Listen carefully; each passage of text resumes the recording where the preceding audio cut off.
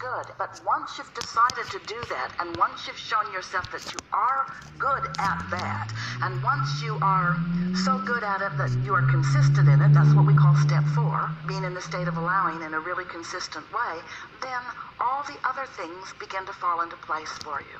You cannot have one other ulterior motive. You cannot want to do this because of this outcome, or want to do this because it makes this person happy, or do this because it gets you this attention, or do this because it puts this money in your bank account.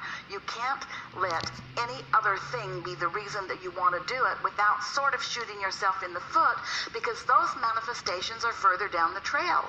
And so when those are of primary importance, and so you do this and do this and do this, and then you look and those manifestations haven't happened yet, then right away you focus upon the absence of what you want, and then you lose your connection. So what you're looking for is consistent alignment. Consistent enough alignment that there's enough juice in the pipeline to give you the manifestation that you want. Okay. Can Source or the universe surprise me in such a way that when the manifestation comes, for example? Yes, of course, but there's an ulterior motive in your question. It's like saying, can you tell me what the surprise is going to be? And then I'll use that as the condition. And we say, let the emotion be enough. Let the feeling of connection be what matters most to you. And once you've turned that corner so that you really mean that, then what happens is you're consistently standing in that place of pure positive energy, and then the manifestations must follow. They just have to. Okay, they just have to. My question was, this Christmas I got very beautiful Mercedes-Benz, brand new, 4x4. I had nothing to do with it. It showed up with a red bow. But then I'm like, universe, I've been working on cash flow. So this is what I'm asking. So my inner being is telling me that, oh, I needed a car, but not the cash. It's a serious question, because I don't want to go sell the car for the money. Well, just know that whatever comes to you comes because of what's in your vibration. And so is it possible that you want the show of abundance, but you don't want the cash? Is it possible that you're worried that once you get the cash, that other people will begin wanting the cash from you? Did you want it to be ungettable? Did you want your goat to be ungettable? You can have it all. You don't have to have only one thing. You can have it all. You can have it all. The universe isn't saying, let's see, she wants this much, and so let's deliver it to her in this way. You have contoured all of that. Everything that comes to you is a vibrational match to what's in your vortex and your relationship with your vortex. We can feel within some of you, and it's really worth talking about because it happens, and it is not to your advantage when it happens. But if you can, just for a little while, if you can step into this place where you have decided that you are going to trust the process, if you can step into this place where you've decided that things are working out for you, and you will not question it and challenge it with nitpicking questions that are not significant to the whole of the well-being that's coming to you, what will begin to happen to you is that the abundance will show up in so many facets and in so many different ways that you won't be having these conversations about why that and not that, and why that and not that. The universe has the ability to deliver to you simultaneously on many subjects. The universe has the ability to deliver to you fully all things that you want. But do you have the capacity to receive it? What we're saying to you is the revelations are happening. The revealing is happening, but the receiving is your job. And so if you're receiving a little bit of it, that's good, but you could receive so much more.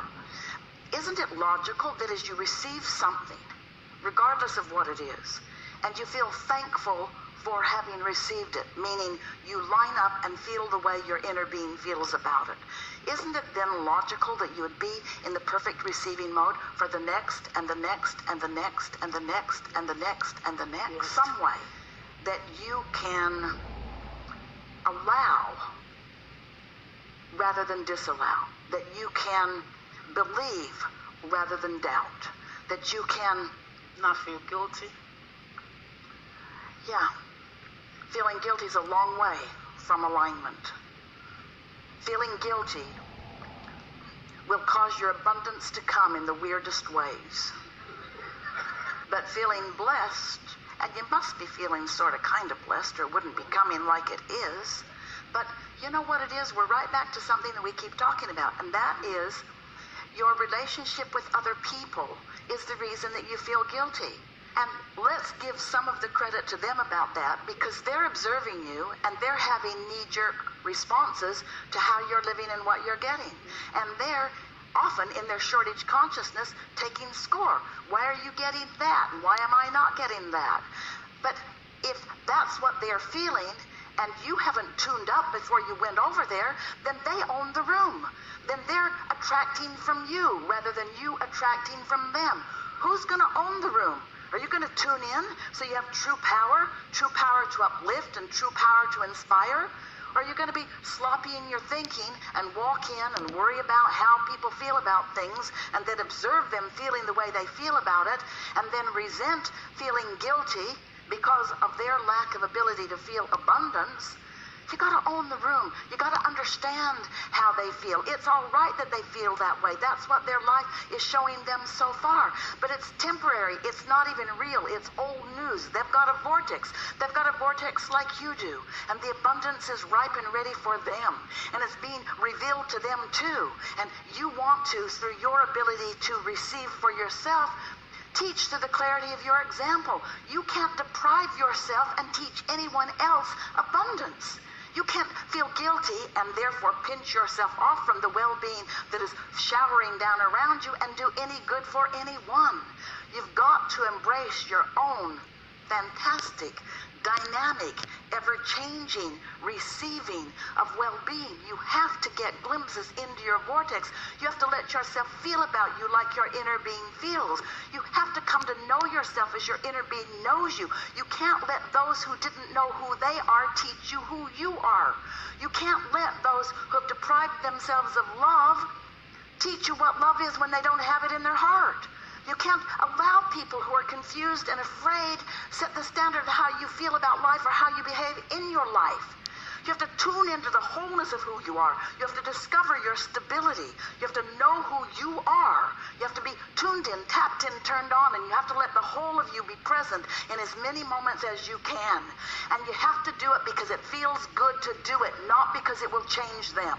Because if you do it because it will change them and you look, not changed, they're not changed yet.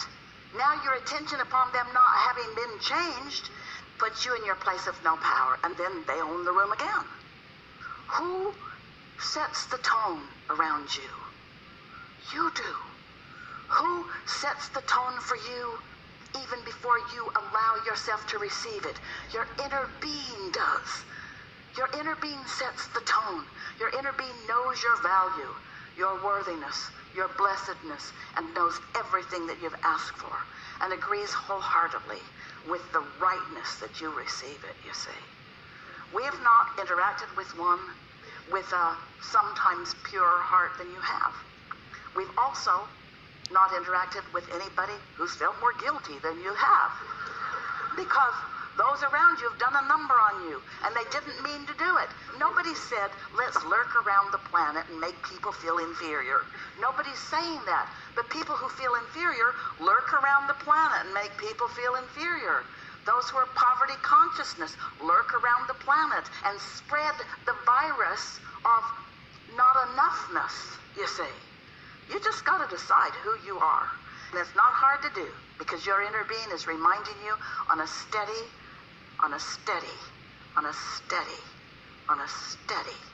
continual basis. Your inner being never takes lunch. Your inner being's never out to lunch. Your inner being is never away on vacation. Your inner being is never distracted by something else. Your inner being is always focused upon you with undivided attention and authority and knowledge of your well-being and worthiness. It's a good time to acknowledge that, to walk around in this world knowing that things are working out for you and everyone else, but things are working out for you. And here's something that will help your guilt subside almost immediately. You are you, and your inner being is you. And we are your inner being, and we are you. And you are them, and we are. It's we. It's we. It's our point of attraction. It's us. So when you, us, we allow prosperity to flow into your experience, you, we, us are allowing it to flow to them as well. In other words, you cannot thrive without assisting others. It cannot be. You're not selfishly depriving someone else of something when you allow it for yourself. When you allow it for yourself, you are attracting it. We, us, we, ours. Well-being is ours. Source energy demands that it is so.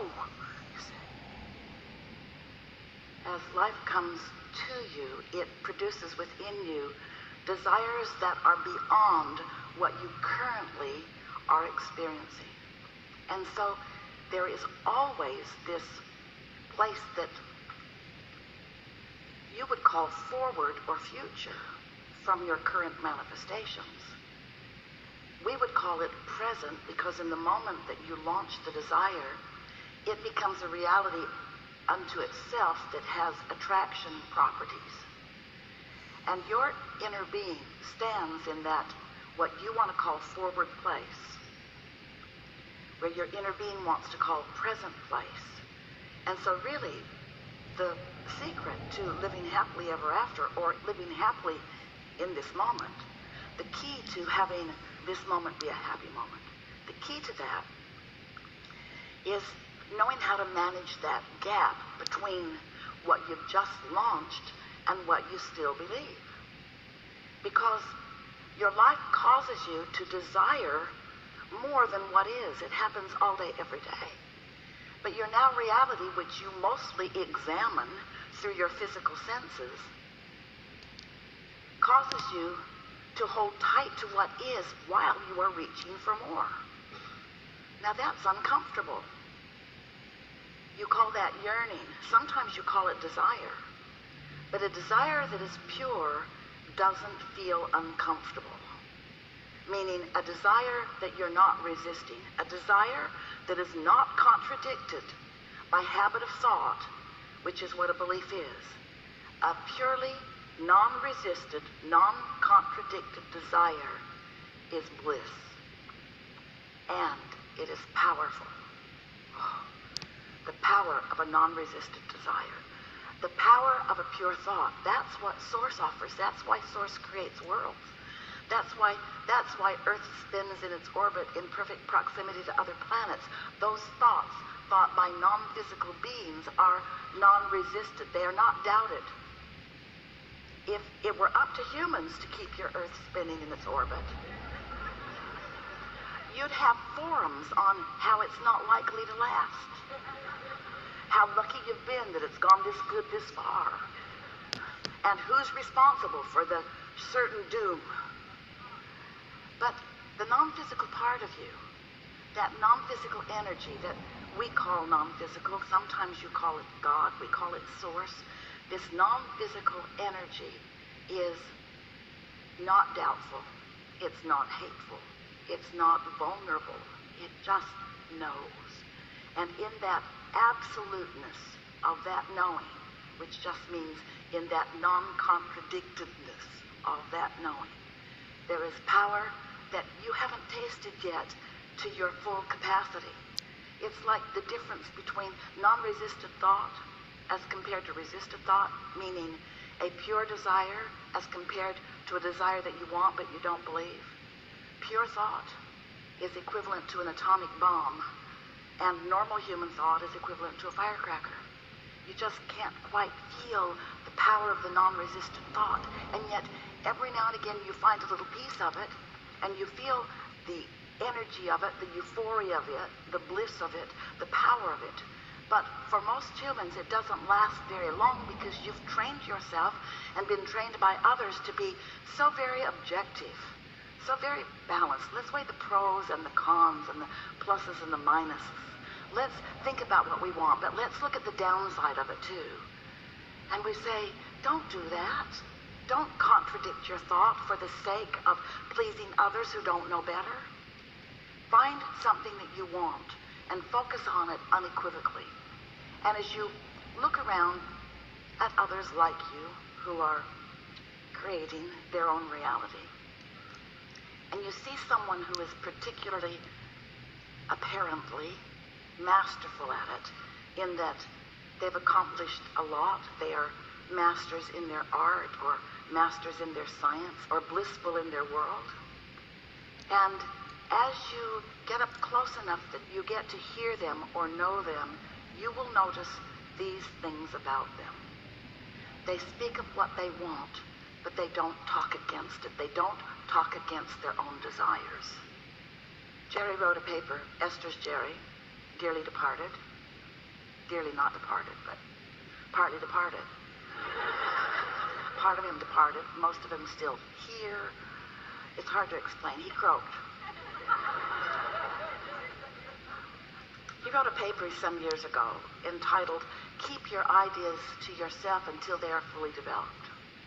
Because he watched so many people who he was counseling in financial matters who would have a desire and they would speak it to those around them who didn't believe in them, who didn't believe in success at all, perhaps.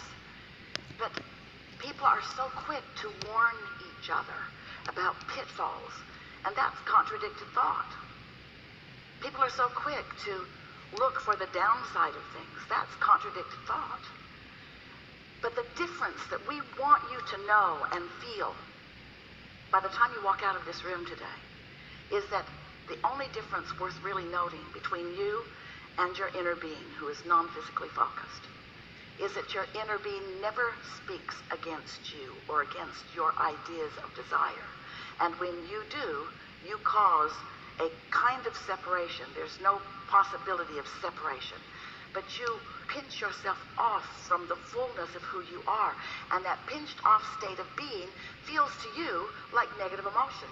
Your emotions are your indicator of how in alignment you are, how fully and wholly you are, or how you are contradicting your own desire. Have you ever had an experience with another human? Usually they're related to you in some way, or married to you, or working with you, or living next door, or complete strangers. And you are having a conversation with them about something that you believe deeply in. And they believe deeply in it too, they just don't agree with you. And so you explain your perspective, which just makes them come on stronger with theirs. And then they explain their perspective, which just makes you come on stronger with yours. And so you've got this sort of tug of war going, and rarely is there any consensus that is formed under those conditions, because you just dig in a protective state to defend your position. Have you ever had that experience? Children? What we want you to realize is that those two perspectives are present within you, singularly, individually, you, every day, when you have a desire that you don't believe. I want more money, but. I want more money, but I've never had enough money. I don't know anybody that really has enough money.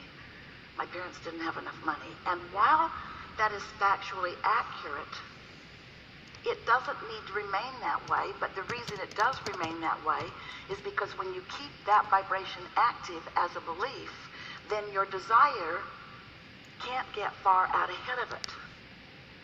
And this is the thing, this is the premise that we want you to begin with today.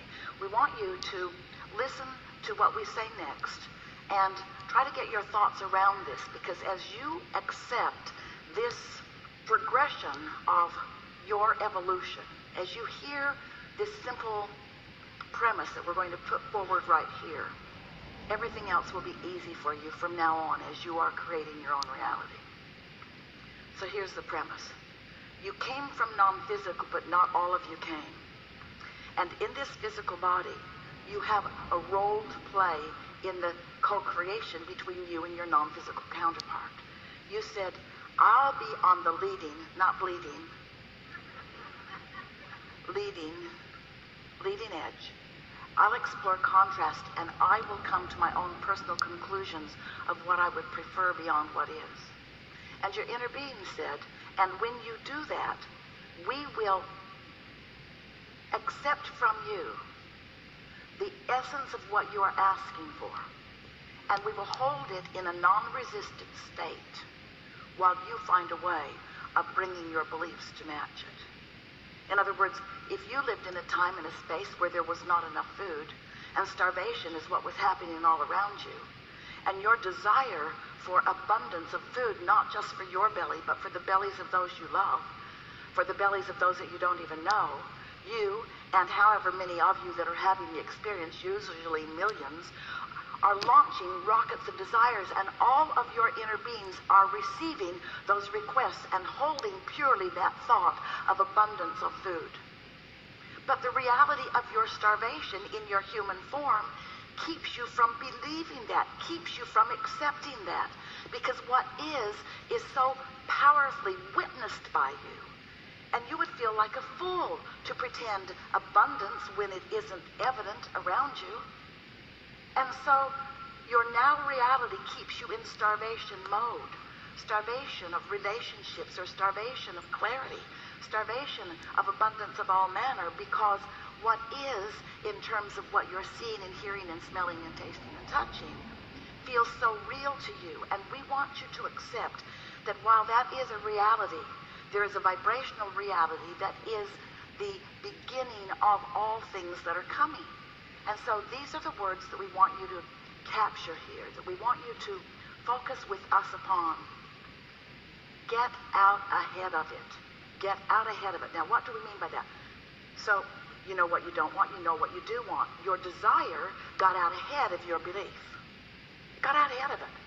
In fact, it got so out ahead of it, atomic bomb compared to firecracker kind of ratio. It got so far out ahead of it that source and that which you call God and all manner of that which is goodness, all non-physical, is focused with you on your new out ahead of it desire. Out ahead of it. Now, you could translate that literally, out ahead of it, meaning it hasn't manifested yet. Like the seed in the ground is out ahead of the corn stalk that will grow and the ear of corn that will grow. In other words, the potential is out ahead of the reality. You get what we're talking about? But if the farmer didn't believe in the process of the seed becoming the ear of corn, then he would never plant the seed. And so often, humans don't plant the seed because they want the corn to show up right now. Now, we know you get that in terms of corn. But we want you to get that in terms of everything. We want you to realize that when you launch a rocket of desire, that's a seed that is germinating in this vibrational reality and being tended by the gardener of all gardeners, that which is source energy in your inner being, and it will become that which you want it to be, but you will not witness it if you are contrary to your own desire. You see what we are getting at? You've got to find a way to believe in your own desire. You've got to believe in your own desire, which means you've got to understand the process. You've got to understand that there is a vibration that is becoming a thought, and a thought that is becoming an impulse, and an impulse that is becoming a manifestation.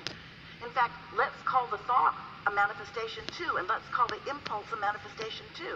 In other words, let's start watching for the evidence of your desires turning to things that you can witness, rather than needing the thing to be there first so that you can then believe in it. Humans say, well, I'll believe it when I see it. And we say, you got to believe it before you see it, or you can't see it. But what trips you up is that there are other things that you can see that have been created by others, or that were here when you got here, or that are easier for you to believe, so you don't quite make the equation that you as a creator, as a master of creation, have some mastery to accomplish, and you can't be lazy about it.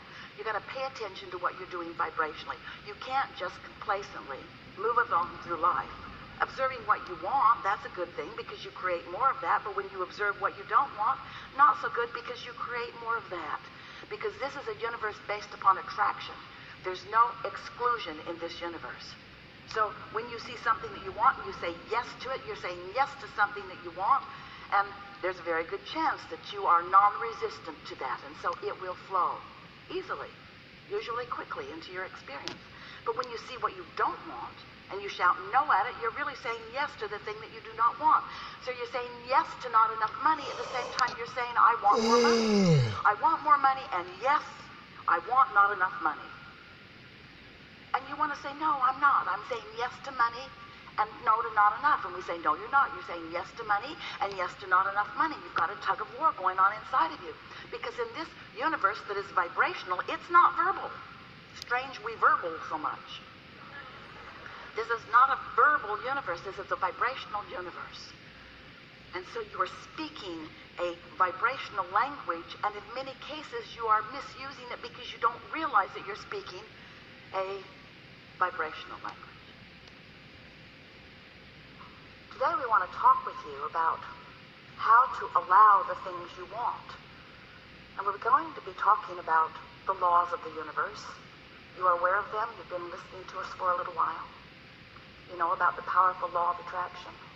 Do you? Do you? Do you? Do you? Do you? And do you know that law of attraction is managing the vibrational frequencies of the universe? And do you know that you are a vibrational being, first and foremost, so you're always transmitting a signal? And whatever you are giving your attention to is causing you to transmit that signal. So law of attraction is matching the signal that you're transmitting, not yesterday and not tomorrow, but now, matching your now signal, matching your now signal. So what do you do about your now signal? How do you prepare your now signal? How do you approach this world? Here you are in your flesh, blood, and bony bodies, mostly not even recognizing the fact that you are vibrational beings, that you are transmitting and receiving mechanisms in a universe that's managed by law of attraction, who is managing all of those transmissions. So, do you like knowing that you are vibrational? And do you like knowing that there's a way to know what your vibrational output is? Your emotions tell you, don't they? Your emotions let you know whether in this moment what you're broadcasting with your mind, with your thoughts, with your words, what you're broadcasting, whether or not it matches who you really are and all that you've come to. We've been talking to you for a while, and we've offered a whole lot of ways of helping you to reorient yourself. Reorient yourself into the realization, to the remembering that you're vibrational beings. Because when you remember that, and when you get a handle on what you're broadcasting, and then when you practice what you're broadcasting consistently, so that you get a vibrational rhythm going, law of attraction will make it easy for you to keep whatever momentum you've got going. In other words, if you're noticing something, you offering a vibration that matches it. And since you're now offering a vibration that matches it, you're going to realize it more, because what you're offering vibrationally and what you are now realizing is going to come back to you more and more and more. Sometimes our physical friends say, but wait, couldn't someone just change what I'm observing so that when I observe something that's really good, I will offer a signal that is really good, and in offering that signal that's really good, then I'll get more of what's really good. And we say, it does work like that. But there's a faster way of going about this, and a way that will always work for you.